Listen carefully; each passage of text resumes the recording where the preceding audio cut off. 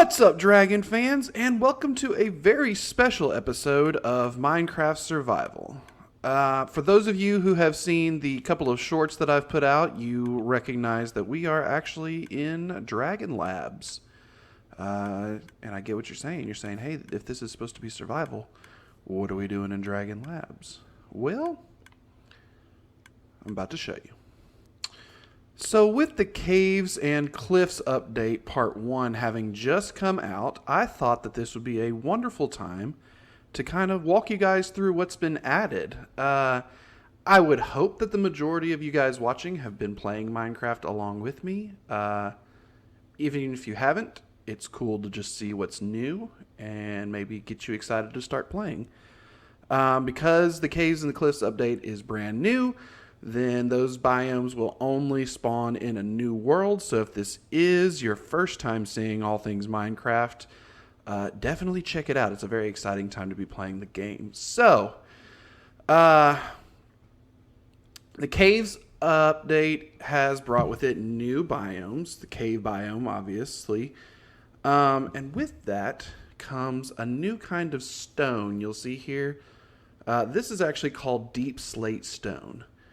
And I have not discovered anything like as far as uses other than the aesthetic. It's got the cracked variety, the bricks, cracked bricks, chiseled, and it's even got a cobble variety. So I don't know. I have not actually been in a cave biome yet. I don't have any survival maps currently going where this would be spawning in. So I don't know how much of this will spawn naturally. I imagine the chiseled and the bricks, unless they've got like their own fortress variety, I imagine you wouldn't see much of this. The cobble, I can only imagine you'll pick up when you mine the regular deep slate, the same way that stone works. But with that, you can also find every manner of ore in these cave updates. And so you got the coal, you've got iron, gold, diamond, emerald, the newly released copper ore, which we'll get into more a little bit later, redstone, and lapis. All right, I did not ask for rain. So, yeah, everything that you could get in a regular cave, you can get in the new cave biomes, the specific cave biomes, as well as a few other things. Up here, we have this nice little blossom here. And I had the name written down. I don't actually remember what it is. It's not a deep slate blossom. What are you? Going to pause while I go look this up again. All right, it is a spore blossom, which probably should have guessed given the spores it is raining down. I have not been affected by walking through the spores. I was trying this a couple of times before I started recording. It seems to just be another aesthetic, as well as them dropping from the flower itself. It seems to make them kind of float around like you guys are seeing. But as well as the flowering blossom, you have the azalea bush and the flowering azalea bush. Again, these look to be a simple aesthetic plant. I have not found a use for them as of yet. You can't shear it and get azaleas. You can harvest the spore blossom pretty much with anything. I don't know, can you beat it with your fist? Yeah, you can beat it with your fist. Cool. So you can just grab a spore blossom. And that is the only plant I know of that only gets placed on the underside of blocks. So they grow from the cave ceiling, and they will only go on the bottom of blocks, not the top. So that's what that is. Got a few more aesthetic blocks to look at here. We've got calcite, and we've got something called tuff. I'm not sure if these are supposed to have a real world equivalent. Like maybe limestone for the calcite. Tuff just sounds like it's really hard to break. Again, these seems to be just aesthetic blocks. You've got the rooted dirt And I think this is a little bit like coarse dirt. I don't know if any grass or anything can grow on it. I mean, it's been surrounded by these grass blocks and nothing's really happened to it. So, hard to say. You've also got moss blocks. Now, moss blocks can also be converted into, you see right here, these mossy paths. So if you're trying to go for like a swampy wilderness or maybe treehouse, whatever, and you want a natural looking carpet, you now have that natural look that you can go for. Another thing that they've added are, what are you? You're big and small. Something. Drip leaves. There we go. Sorry, my brain is not firing on all cylinders today. But yes, the drip leaves are actually very, very cool. The small ones are just a regular plant that you can't really do anything with them. But the big drip leaves, this is the reason I have these on here, can actually be used as stairs. Kind of collapsing, but you see they pop right back up. So these could be very useful for if you're building a base and you want kind of that extra level of security. You could definitely go with that. The small drip leaves, I don't know if I actually showed this. The small drip leaves have no geometry, so you can't use them as steps. I don't know as of yet if they grow into big drip leaves or if they're just a separate entity altogether. But yeah, so you got nice little extra mechanics there. Moving right along, you have the drip stone. I've got this top one also covered in hanging vines. I don't know what the mechanics for hanging vines are because I was expecting them to grow down like normal vines, and as yet they have not. But you have these little stalactites and stalagmites. I think these are dripstone as well. They function just like you would expect them to. You can either plant them on the ground or hang them up in the air. If you harvest the block that the stalactite is hanging from, it will actually drop. And I did not test, but I think it actually does a little bit of damage. So something to consider when you're harvesting these bad boys.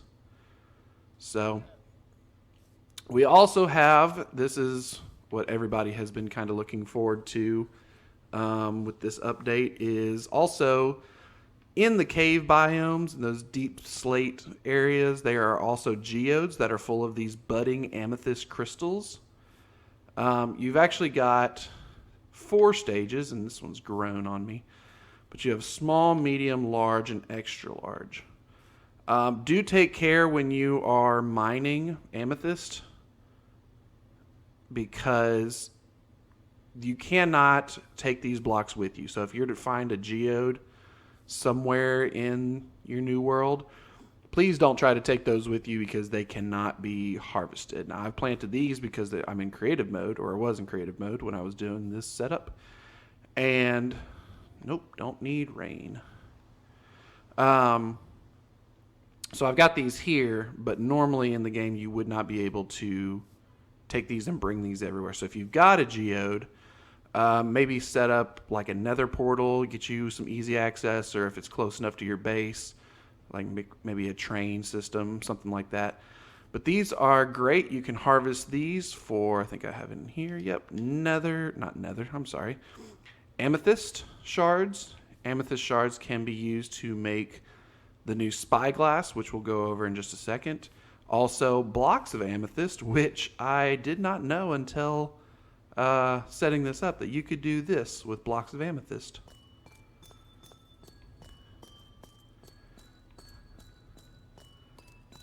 That sounds pretty awesome. The nice little tinkling floor. So yeah, you harvest enough amethyst. I think it's just the standard 9 to 1 block. And yeah, you can have a nice little musical walkway wherever you put these. So, we will go into the copper ore now. See This is what copper ore is going to look like in a standard cave. So again, as well as being found in the actual cave biome, if you go find an abandoned mine shaft or a pre-made tunnel or something like that, you should be able to come across these in a standard cave. I do believe that with this update, I got these sitting right here. These ores, I don't know if they still drop an ore block. I say I don't know. I have a way to test that right here and now. Let us take our pickaxe and just harvest it. Okay, so yeah, they no longer drop the ore block. They will drop raw copper, and I think they've retroed that for the iron and the gold as well. Emerald and redstone and lapis and diamond are already dropped their material rather than the ore block. You can probably still get the ore with a silk touch pickaxe. So if you're used to, say, like mining nether gold with a silk touch pickaxe, I am assuming that the same properties would apply here if you want to get the ore block to smelt instead of the like the raw pieces, because I think you have to convert pieces into the ingots, and I don't think it's a 1-to-1 like it used to be. So consider that when you are setting up your new world. You can take the pieces, as you'll see here. You can take the pieces and make blocks out of them. Again, I think it's just aesthetic. I don't know that it serves any real purpose. But that's kind of the update for these metals. On to copper, because copper is a brand new material introduced to the world. You have a new mechanic, and actually for the purposes of demonstration, we'll set that there for now. Copper is actually a very interesting metal in that they have set it up to degrade over time. And when I say degrade, I mean it doesn't become weaker, but it does change color. So it has 4 stages. You have fresh copper, slightly weathered copper, very weathered copper, and then like fully oxidized copper. There's a lot of chemistry involved, like real world chemistry. This is one of the reasons why the Statue of Liberty looks the way it does, and that nice blue. It is made of copper. When it first got put up, I imagine it looked very much like this. And just over time, because it was not properly sealed, it degraded, and now we have this lush blue copper that we are used to seeing on the Statue of Liberty. But don't fret. There is actually a way, if you want to build a building out of the fresh copper, keep that fresh copper look, you can harvest some honeycomb, which has been in the game for a little while, and you can actually left-click it. I've already done it here. You can left-click it, and it'll seal the copper. So if I wasn't trying to get this one to degrade, then I could show you. I could potentially pop another copper if I felt like it.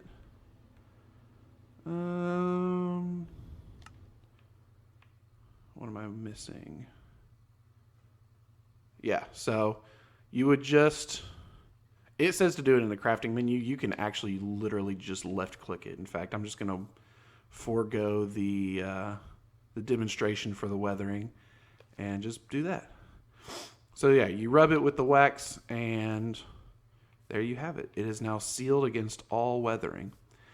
And this actually applies to all of it. So if you want to seal it in the first stage of weathering, you can. The second stage of weathering, you can. The third stage of weathering, I don't know that you need to hold on to it, but you definitely can.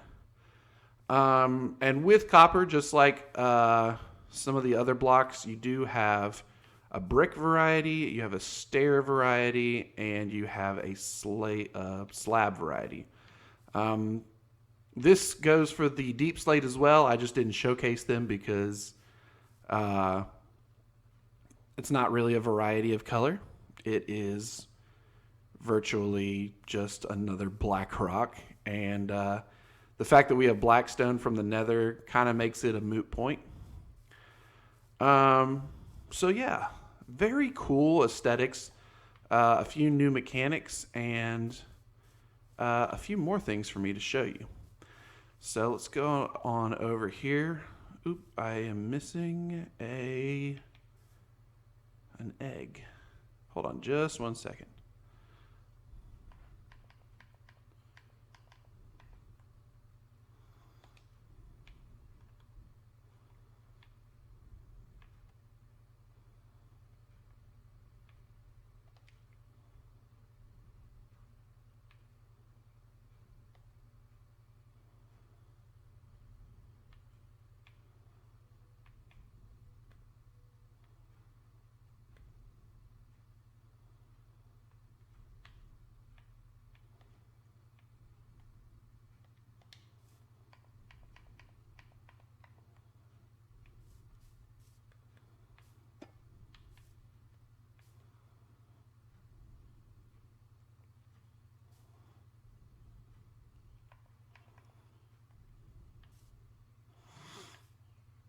All right, so I did, since I was grabbing another egg anyway, I did pop down a fresh block of copper so we can see just how long it takes to start weathering.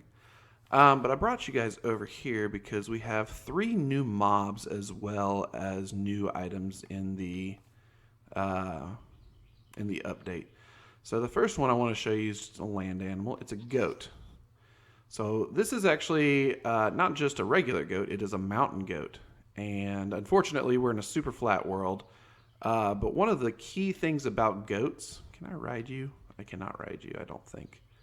The weird, cool thing about goats is they can actually jump, I think, 5 blocks high.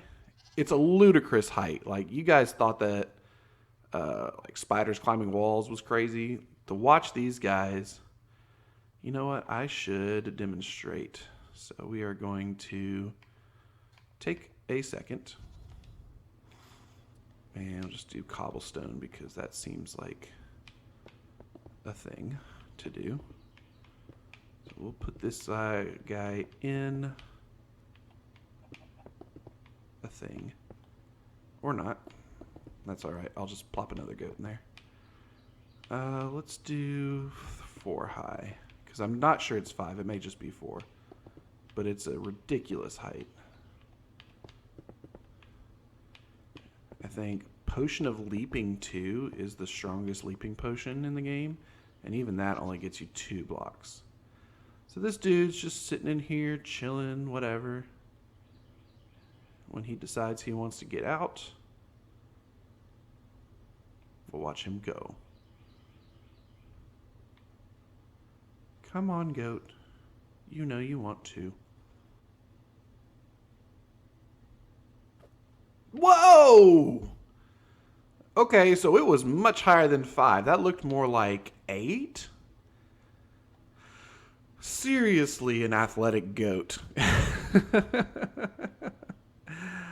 So yeah, that's the goat. I'll do more research into whether or not you can.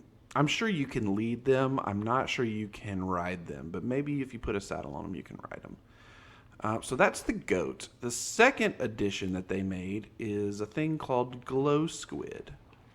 And right now, I really don't know what good these are other than being glowy. Actually, there is one thing I know about. So Glow Squid actually, if you kill them, they spray their little glowy ink.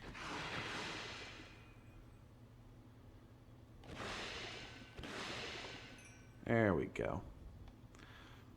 And you get a glow ink sack. And glow ink sacks are nothing to write home about, except if you use it with an item frame. You make a glow item frame. So those of you who've played Minecraft before know that item frames are good for storing and showcasing cool items. You can put anything in there, really, but the glow item frame adds that little light splash background. Yeah, it's pretty cool. You just put something in there, orient it the way you want, and voila, you've got a nice little showpiece for people to come see when they come to your house. And the last animal that has been added is something called, how do I pronounce that? Axolotl. That's how I'm going to pronounce that. Axolotl is like a little baby otter who really hates everything in the ocean. He wants to be the only cool kid on the block. The great thing about this is you can actually tame these bad boys, and you can have a whole troop of them. They come in 3 to 5 colors. I got a pink, white, a brown. I know a gold one exists. I'm just going to keep throwing these things down until I get one. Oh, there it is. There's the gold one. So you'll see, like, these guys act as a wolf pack in the sea. They all just boom. And they'll go after anything. Let me show you what I mean when I say they'll go after anything. What's some things that are in the water? There are... There's a fish. Let's do a fish. Drowned. Those are in the water. Let's see. Where's the guardian? That's also in the water. There's the elder. There we go. So you'll see you put a fish in the water. They'll go after the fish. Put a drowned in the water. They'll go after the drowned.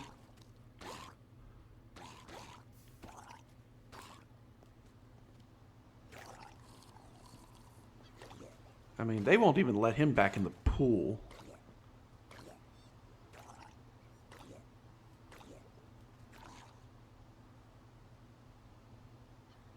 Alright, that was crazy to watch. And you've also got the Guardian. They will go after Guardians. So taming these bad boys is a thing that I think everybody's going to want to do, because these things are ferocious. They're also amphibious, which means they can be on land. So if you want to take them home with you, absolutely. They're not very fast on land, but they are just as protective. So if you want to have just a small guard squad of these things, it's actually pretty cool. So we'll just let these guys meander around because, you know, they're having fun. If you want to know how to tame them, I think it is with fish. Let me test that to be sure. Are you... No, you do not tame them with fish. How do you tame these things? Maybe it is with cod. Let's see if it's a certain type of fish. Because it's just like the game to be like annoyingly specific like that. So raw cod, let's try that. Nope, definitely thinks I want to eat it. Alright, let me go back and do some research. Okay guys, I feel kind of 2 times dumb. 2 times dumb because the way you catch and tame an axolotl is you literally put it in a bucket. So if I put you in a bucket, I guess I'm having to do it in the water. Let's do it in the water. Let's do the gold one. There we go. Now we have tamed this axolotl. He is our friend now.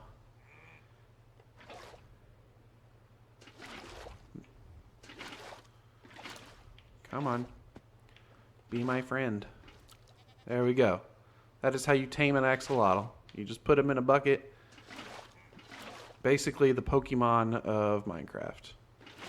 You just catch him, and then the magic of the bucket rewrites his brain to love you. There you go. So that's how you catch them and tame them. Gotta catch them all. Axolotl. Alright, I did forget one thing, and that is glow lichen. Glow lichen is basically... Is that what this is? Am I just dumb? Is that why this isn't coming down?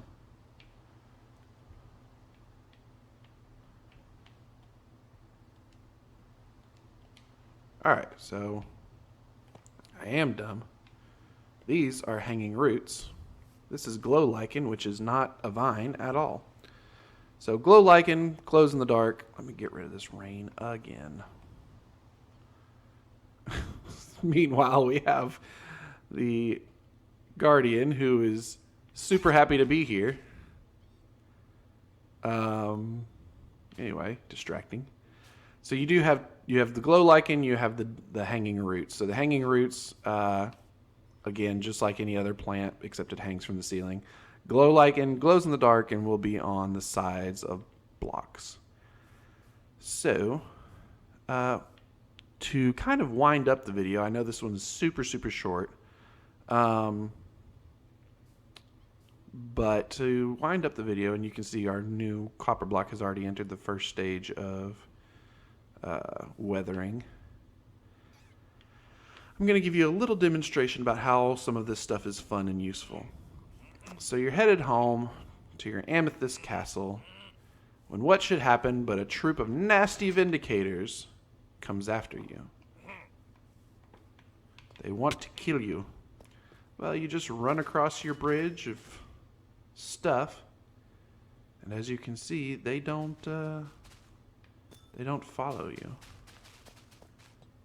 They see you, they come after you. Come across your bridge, they do not follow you. Which is a nice handy little way to escape.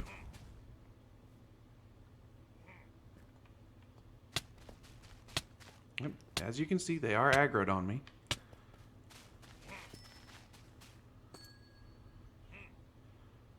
And if they insist on standing there, you can always get them with a trap. Which, these guys seem super content to just walk away.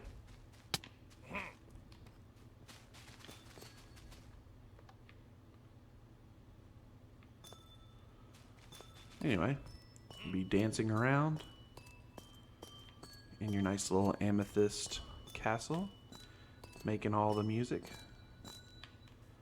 Oh, I almost forgot one thing.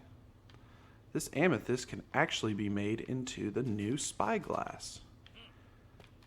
Now, for those of you who play on Java, this is not going to be too exciting for you guys. But for those of you who play on the console or Bedrock, the spyglass is fantastic because you can zoom in on stuff now. Look at that guy. He definitely wants to go after these guys. He does not like them. But yep. So yeah, those of you who are on Java, you already use Optify. Maybe this isn't as exciting for you. Alright. Calm down. That's what you get.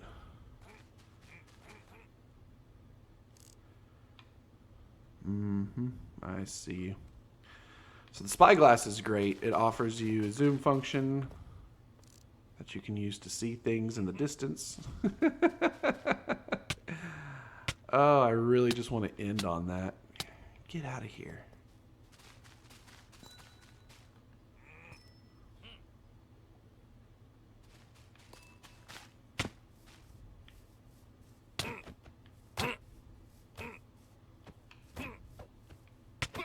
Get out of here.